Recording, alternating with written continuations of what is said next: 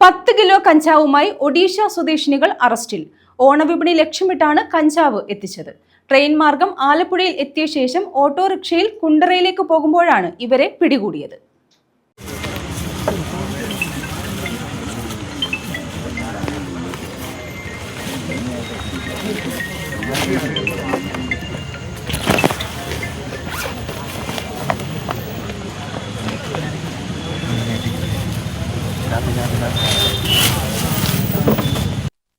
കുണ്ടറ പെരിനാട് കാപ്പക്സിന് സമീപമാണ് 10 കിലോ കഞ്ചാവുമായി 2 ഒഡീഷ സ്വദേശികളെ പിടികൂടിയത്.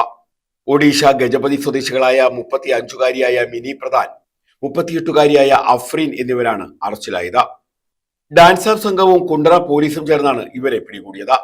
ഓണവിപണി ലക്ഷ്യമിട്ട് ഒഡീഷയിൽ നിന്നുമാണ് കഞ്ചാവ് എത്തിച്ചത്. ട്രെയിൻ മാർഗം ആലപ്പുഴയിലെത്തിയ ശേഷം കഞ്ചാവുമായി ഇവർ ഓട്ടോറിക്ഷയിൽ കുണ്ടറയിലേക്ക് വരുമ്പോഴാണ് പിടിയിലായത്.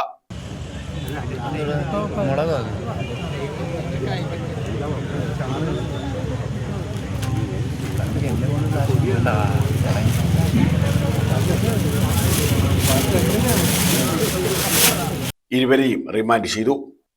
News bureau, Kundara.